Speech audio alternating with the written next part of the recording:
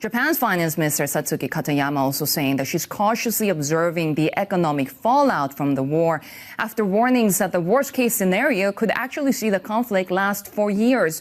Here's more from our exclusive conversation at Bloomberg's New Voices event in Tokyo. At G7, G20, and IMF financial meeting and World Bank meeting, everybody was so concentrated onto how to minimize or mitigate the risk around the Gulf and Iran. But there has been no concrete, even though there has been no concrete conclusion, but everybody tried their best to as shorten as possible the duration. And as for duration, Saudi Arabian finance minister clearly said, because he's a person who is in place, and he's very much known, and he has someone who has confidence in international finance world. He said that the best scenario, the most optimistic scenario, is the end of June.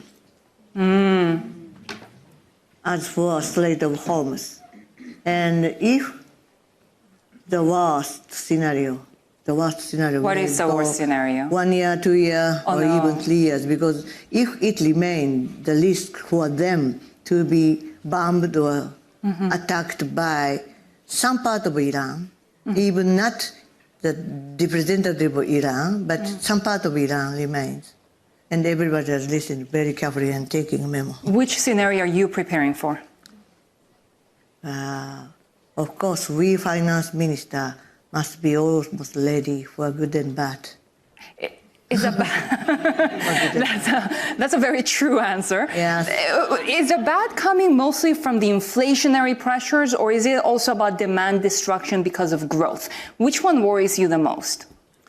Yeah, for that, IMF did a very good explanation, even OECD or every central bankers, because the difference between optimistic scenario and bad scenario is too different. Yeah. So many difference.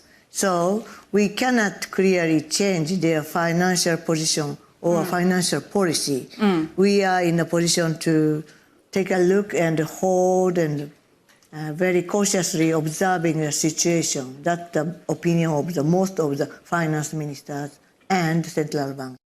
2 years ago, we did intervene in the market, but as after our bilateral meeting with Scott Bessent, Treasury Secretary, we confirmed our bilateral agreement. We did have a very good commitment, and we reaffirmed. And our deputy continuously making contact under this circumstance because the situation of the market is so volatile. You met him a few days ago. What did he say? Does he want to see anything from Japan, especially when it comes to supporting the currency? Yeah, everything is secret for between two. But I can just say that we are in a better cooperation. That is very true.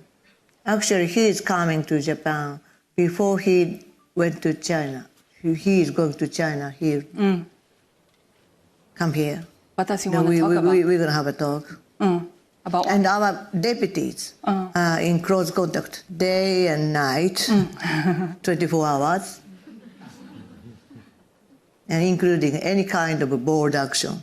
Using currency swap lines to fund, if needed, intervention?